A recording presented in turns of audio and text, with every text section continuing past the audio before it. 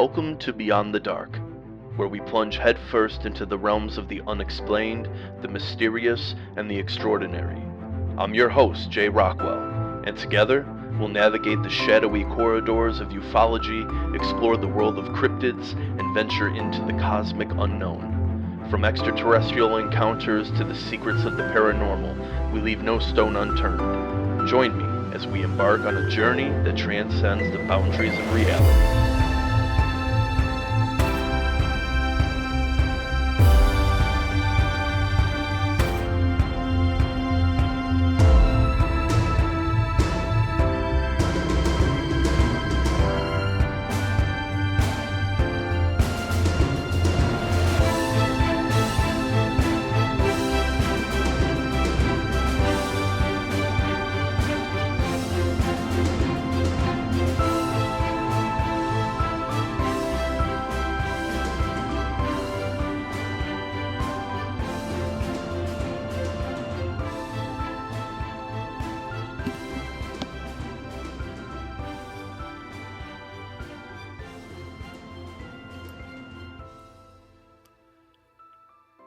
Hello everyone, it's Jay Rockwell, your host of Beyond the Dark, and here is another edition, episode number 12. I know it's been a couple weeks, I do apologize, and today I was planning on to introduce some video, but I couldn't quite get to that point, so I do apologize about that as well. But we are here nonetheless with a new episode of BTD. Welcome back, guys. April 15th, 2024, it's springtime, and right now it is 79 degrees outside of my house. I have no idea what is happening. It's been cold and rainy forever, and now all of a sudden it just decided to get all nice outside, and it is welcome. I do appreciate the sun. And guess what? Tomorrow when I go back to work and I have to travel to some client sites, it's gonna storm! Yay! I hope everyone had a great weekend. I hope that everyone has been well. If you've noticed, we have started picking up the AB streams. I know everyone's been super appreciative of that. And so far, so good. Knock on wood. Everyone do that real quick. Thank you. And yeah, so here we are. We're going to kick it off. I'm going to get right into it. That's kind of like the thing to do now. And just a heads up, I do have my first advertisement. Oh yeah. Oh yeah. My first advertisement is going to hit you after the news bits. And yeah, hopefully it isn't too corny. So, all right, guys, without further ado, let's hit the news. What's going on? You are listening to Beyond the Dark with Jay Rockwell. And here's what's in the news. Today, we're diving into a fascinating piece of news that challenges long-held scientific beliefs. It seems dinosaurs are continuing to rewrite the rules of science from their fossilized remains. Researchers from the University of Alaska Fairbanks and the University of Reading have made a groundbreaking discovery that questions the validity of Bergmann's rule. This principle from the 1800s proposed that animals living in colder, high-latitude regions tend to be larger than their counterparts in warmer climates. Well, it turns out this might not be as set in stone as we once thought. The study began with a curiosity about whether Bergmann's rule applied to dinosaurs. After analyzing extensive fossil records, including some from Alaska's Prince Creek Formation, where dinosaurs roamed in chilly conditions with snow, the results were clear. There was no significant increase in body size among these Arctic giants, challenging the notion that colder climates always lead to larger animals. Further comparisons with modern mammals and birds, which are descendants of those ancient dinosaurs and mammals, mirrored these findings. Interestingly, while there's a slight correlation between the body size of modern birds and temperature, this pattern doesn't hold when we look back at their prehistoric relatives. What does this all mean? It suggests that Bergmann's rule might be more of an exception than a general rule across the board. This revelation underscores the importance of using the fossil record to test and rethink our ecological theories.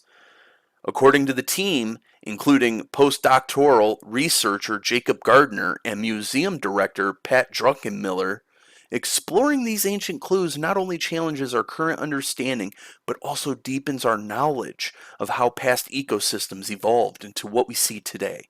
So, next time you think about the rules of nature, remember that our prehistoric friends might just have a few exceptions to add to the mix. Stay tuned for more insights and surprises as we continue to explore the fascinating world of science.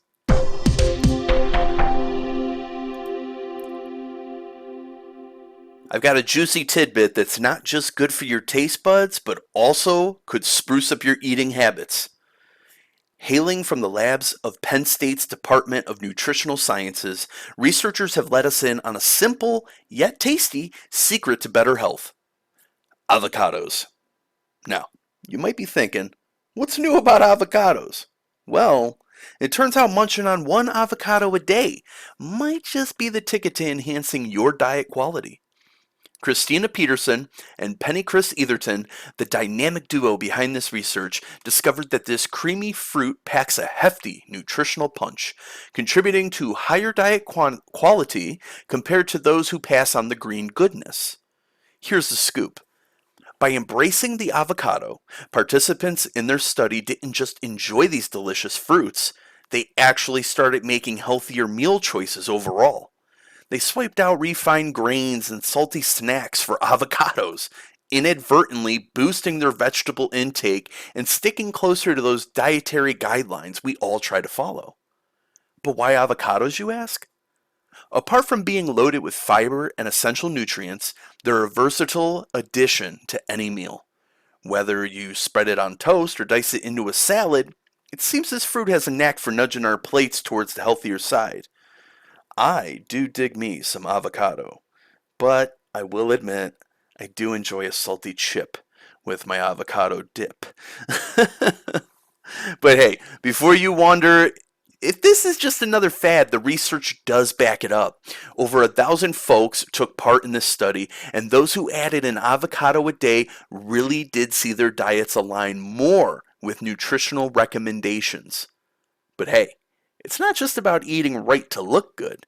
Sticking to a better diet helps ward off a bunch of nasty conditions like heart disease and diabetes, promising us more vibrant years on this beautiful planet. Christina Peterson isn't stopping here, though. She's on a mission to uncover more food-based secrets that can steer us towards healthier lifestyles. So who knows? Maybe the next superfood is just around the corner. Instead of an apple a day keeps the doctor away, maybe it's avocado? So next time you're in the grocery store, maybe reach for an avocado. It's a small change, but your body will thank you for it. Stay tuned for more health tips right here on Beyond the Dark. Remember, taking care of yourself is always in style.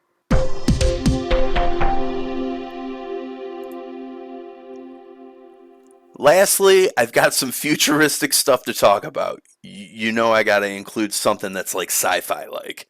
Over at the University of California, Merced, researchers have developed a mind-bending new material that actually gets tougher the more it gets hit or stretched. Imagine your smartwatch or health monitor not just surviving, but thriving under pressure. Now, this isn't just any material. It's got what the scientists call adaptive durability. Basically, it's like a superhero that gets stronger with every blow. Inspired by something as simple as cooking cornstarch, which thickens and hardens when you punch it quickly, this material behaves in a fascinating way. Stir cornstarch gently in water and it flows smoothly. But smack it fast and it solidifies under your fist. This bizarre behavior is all thanks to how the tiny particles interact, either slipping past each other like liquid or locking together solidly under rapid impact. So, the team thought, why not apply this to polymers that could one day power our gadgets? They mixed up a cocktail of high-tech molecules, including some tongue twisters like poly 2 and poly 3 and 4, which is all I'm going to mention them as, polystyrene sulfonate. The result? A stretchable, electrically conductive film that toughens up with each hit. The material structure? Picture tiny, tightly packed meatballs in a tangled web of spaghetti, all ready to absorb shocks without losing their cool or their conductivity. With some fine tuning, adding nanoparticles tweak the resilience, letting the material take even harder hits without damage. This could be a game changer for everything from smartwatch bands to electronic prosthetics. Imagine a future where artificial limbs are not only custom 3D printed, but are also made from material that adapts and improves under stress. It's exciting to think about where this might go, not just in the lab, but in everyday tech, shaping how we interact with the world around us. That's the scoop from the spring 2024 meeting of the American Chemical Society, promising a tough future for our devices in the best way possible.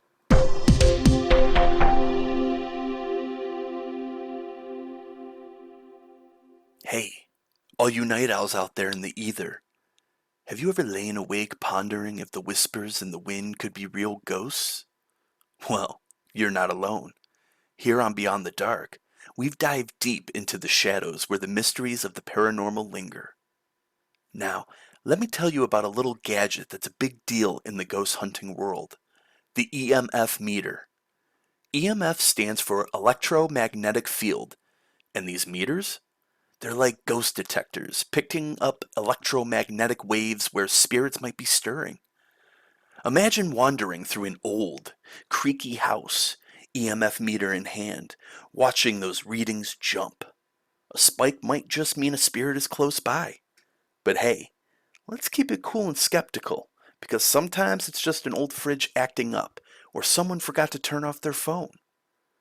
Our phantom-finding friends always double-check. They turn off everything that buzzes and beeps, run some nifty controlled tests to rule out the usual suspects before they whisper, "Haunted."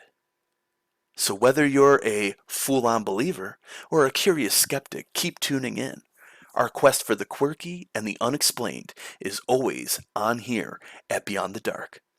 Remember, the search for the answer never ends, but it sure does make for some spine-tingling radio.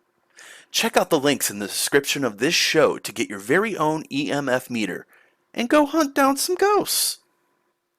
Alright guys, that concludes the news and our first advertisement. How cringy was that?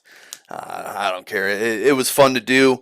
Had someone reach out to me, and so those links, those Amazon links, they will go to that company. I didn't get a company name.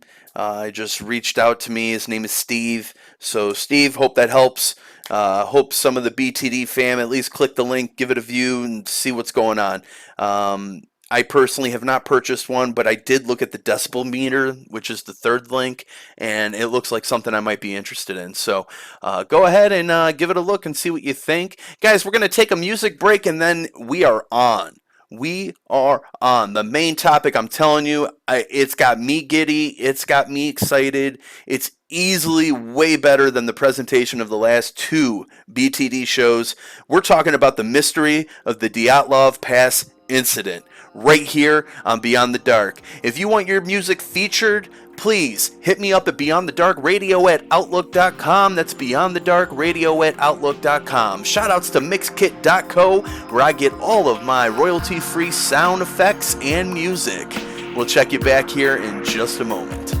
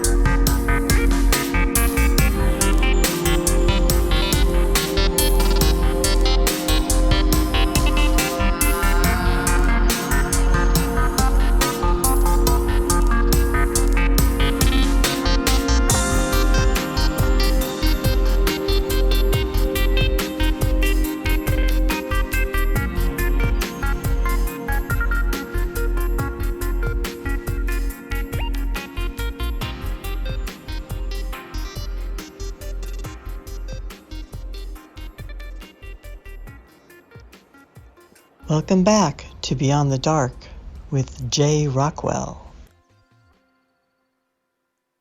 Tonight, we delve into one of the most baffling and eerie mysteries of the last century, the Dyatlov Pass Incident.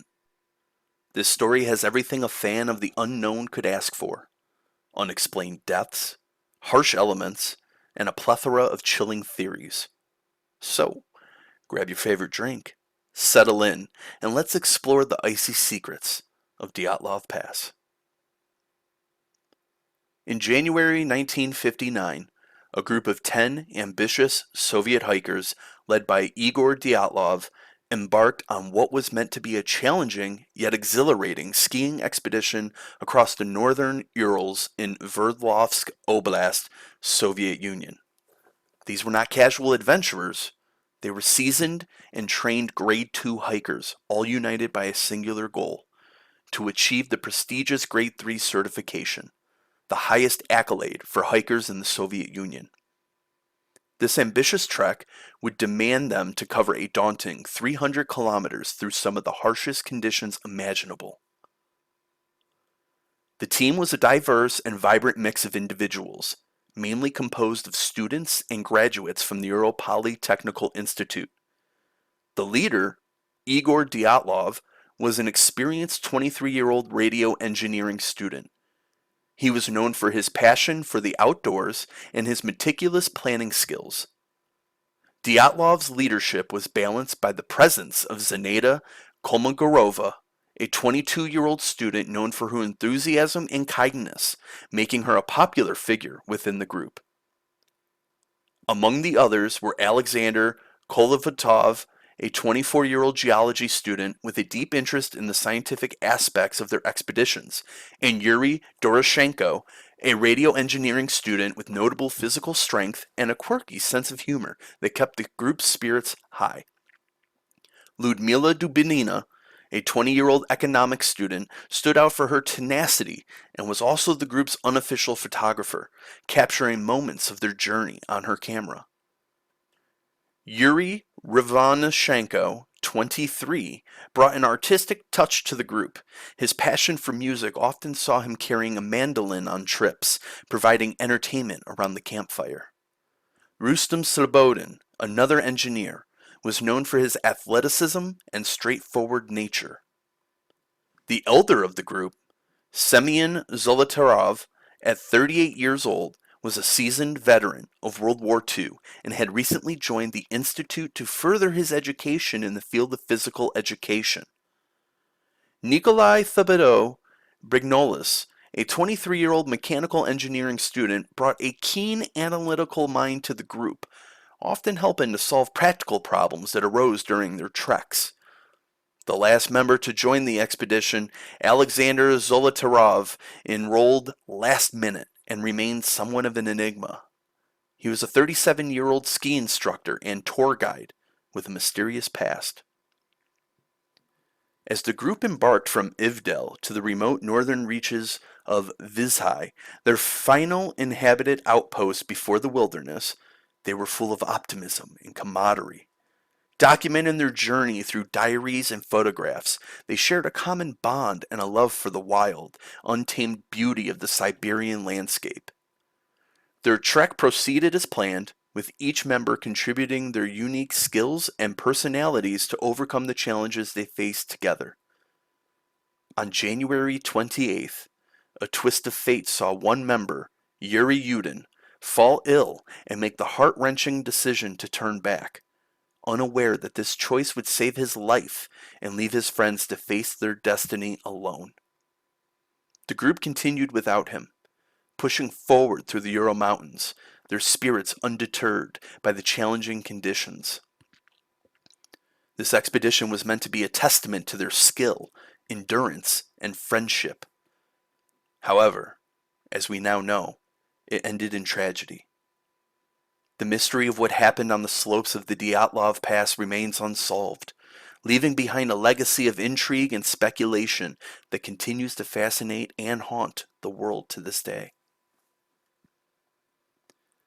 The journey of the Dyatlov group began under the chill of a Russian winter, which would test the limits of their physical endurance and mental fortitude.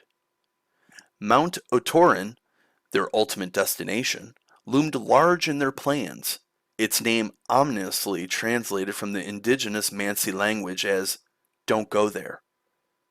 This did little to deter the enthusiastic team, whose spirits were buoyed by the challenge it represented. The initial leg of their journey started with an overnight train ride from Sverdlovsk to Ivdel, a small town that served as the last touch point of modern civilization before venturing into the vast wilderness of the northern Ural Mountains.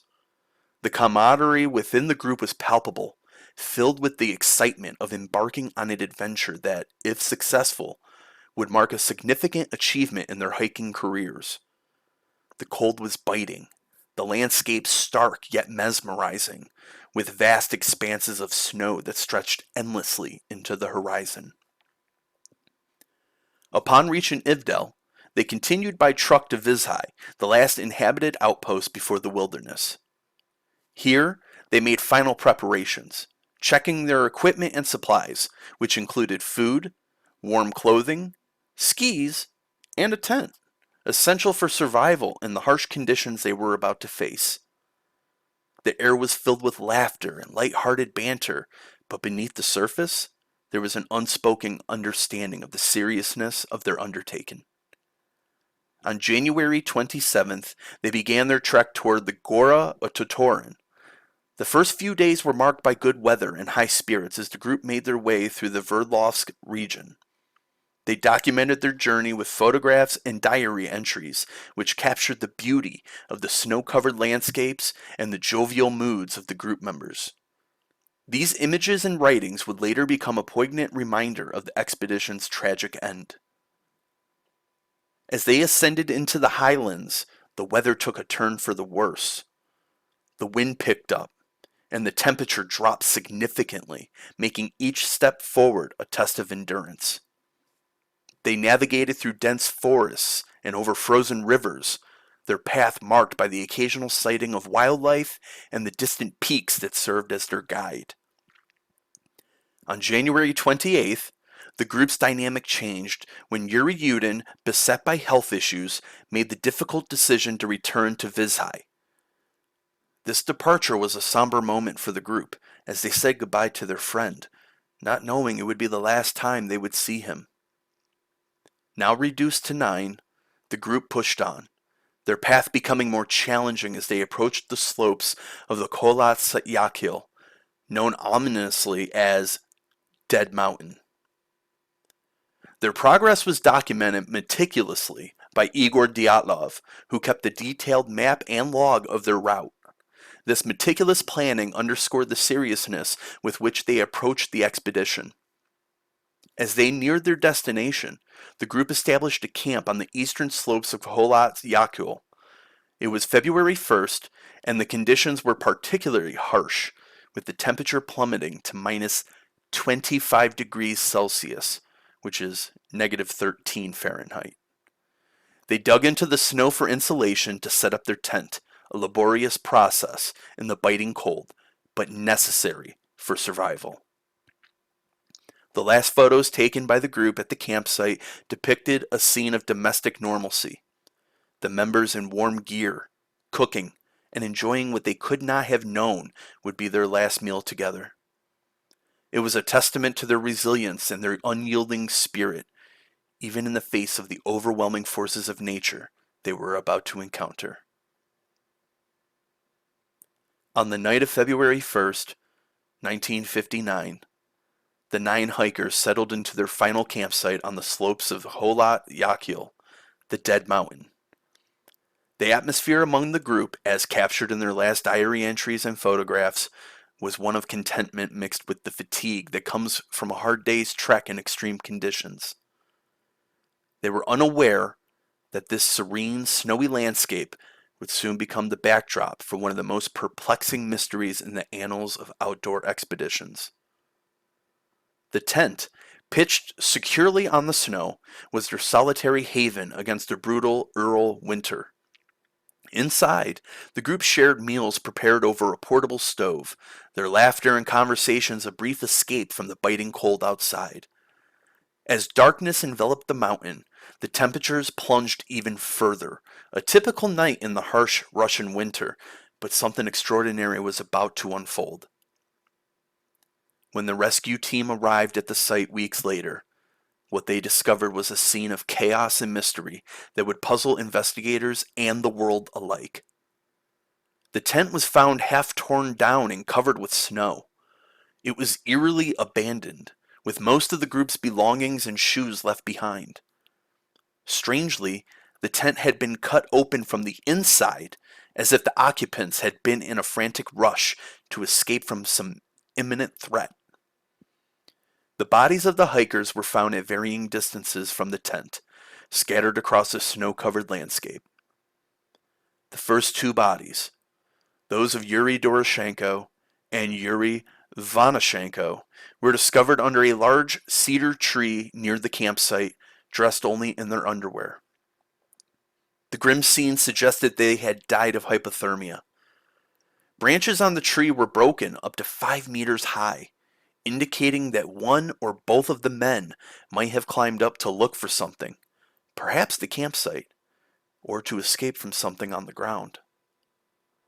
3 more bodies, those of Igor Dyatlov, Zenaida Kolmogorova, and Rustem Slobodin, were found at intervals between the cedar tree and the tent, positioned as if they had been attempting to return to the tent before succumbing to the cold.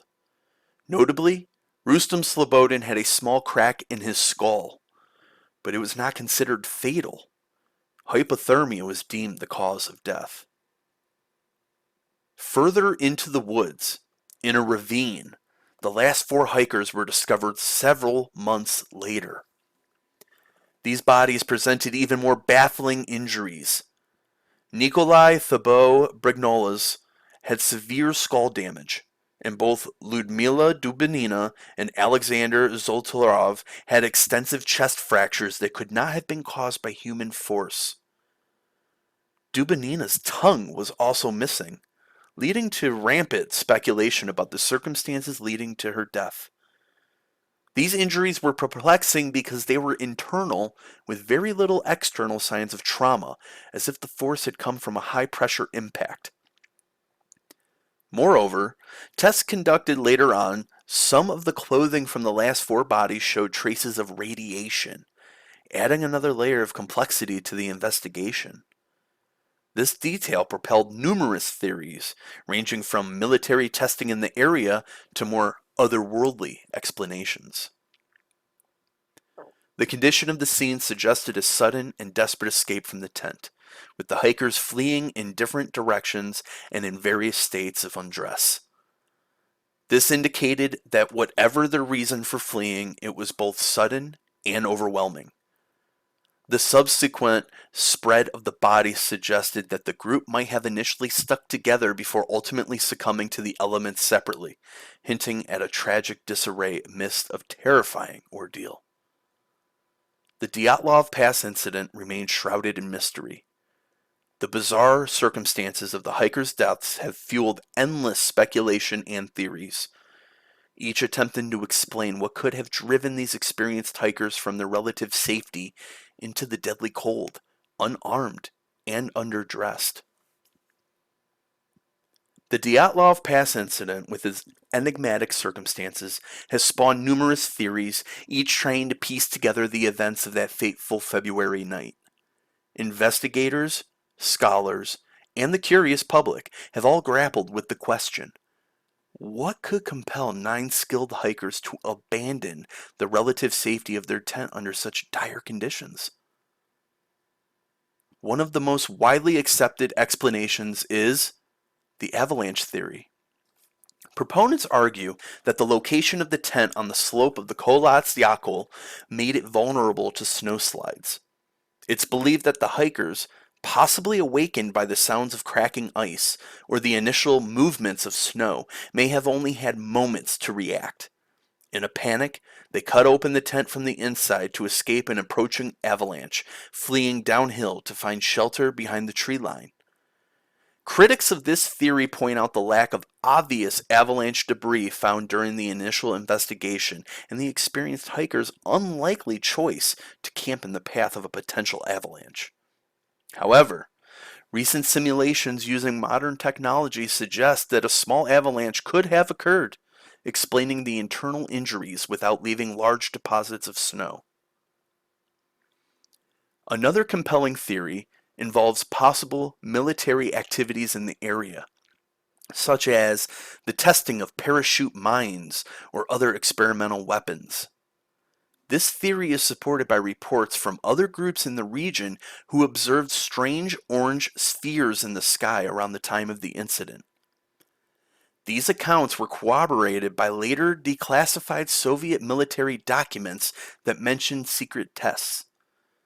Proponents suggest that the hikers accidentally witnessing these tests might have been driven from their tent either by direct involvement or by the panic caused by the concussive impacts of the tests, which could also explain the severe internal injuries.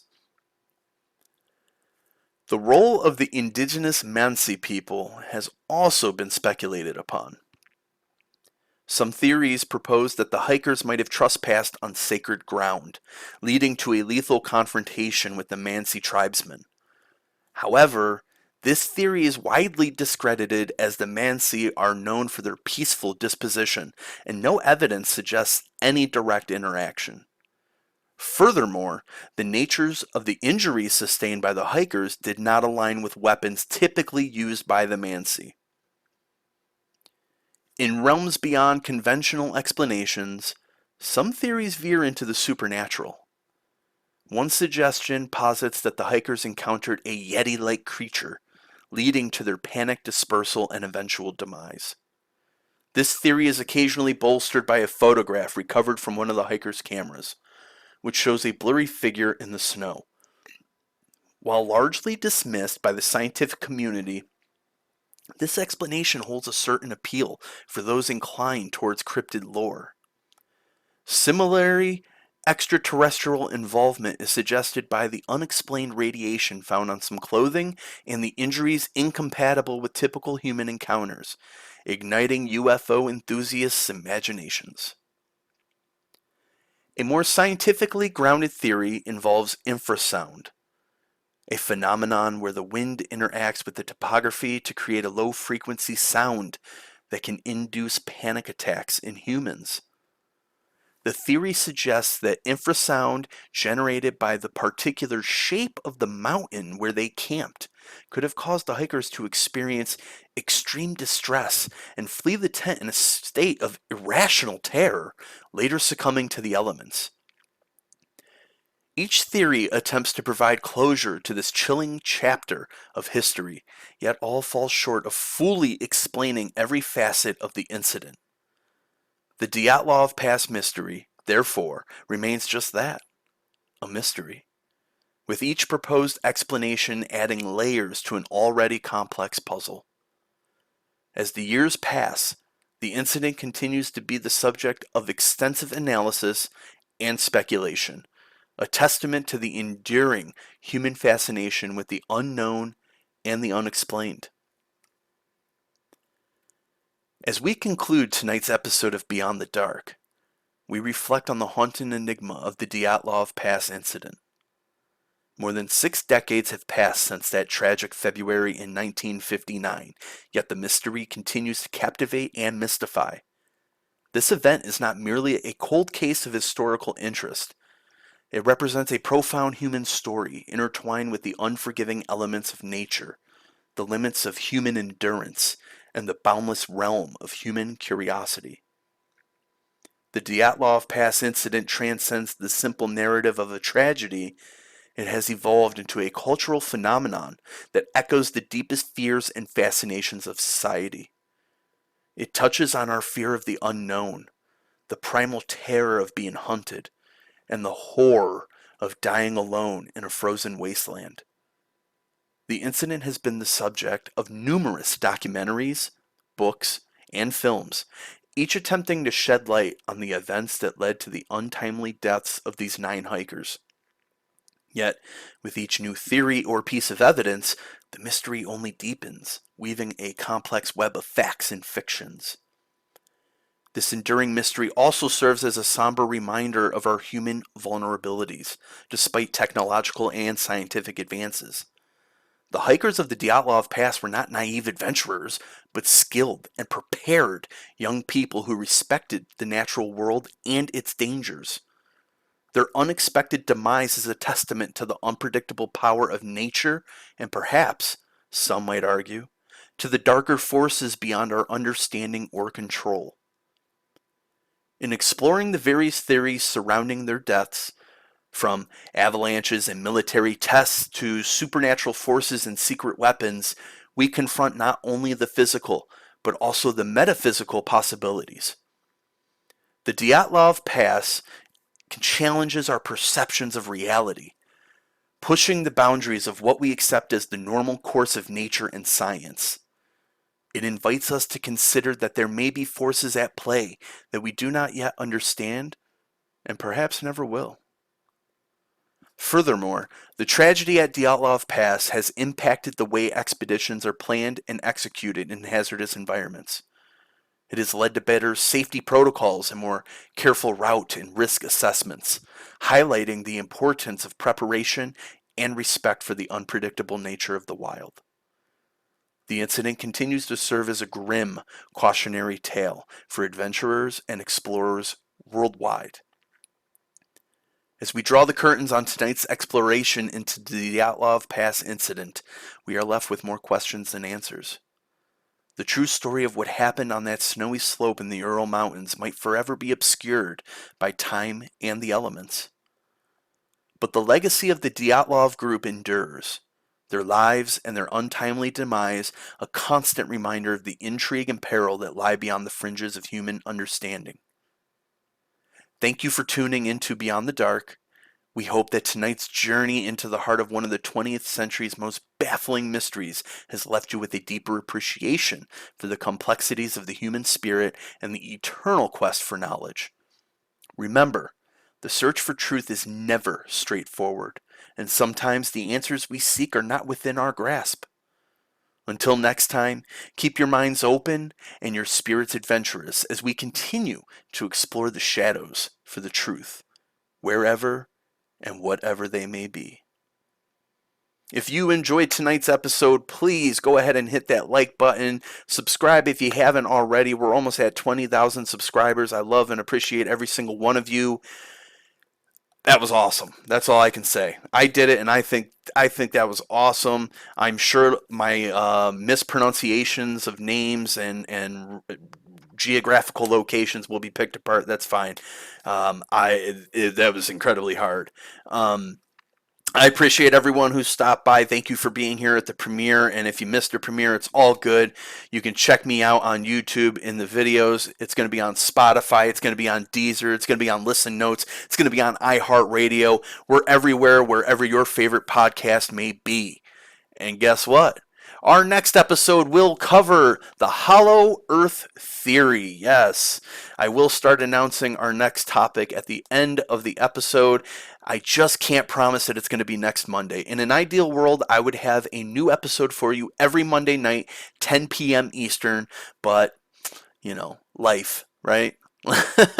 So, again, thank you so much, guys. I am taking all stories, all encounters, all questions, all hellos to Beyond the Dark Radio at Outlook.com. I look forward to hearing from each and every one of you. I reply to every single email. Okay, we're getting ready. We're getting geared up. I don't have a date for you yet, but we are getting ready for our next episode, Volume 2 of Phantom Frequencies, where we tell ghost stories. So please, if you have something to contribute and you want it read on the episode, send it to Beyond the Dark Radio at Outlook.com. Shout outs to Mixkit.co, where I get all of my royalty-free sounds and music. If you want your music featured here on Beyond the Dark, please hit me up. And I'm looking forward very much to seeing you guys next week, because it's the new uncut, raw, unfiltered It's Beyond the Dark. I'm Jay Rockwell. You guys take care and have a great night. Bye-bye.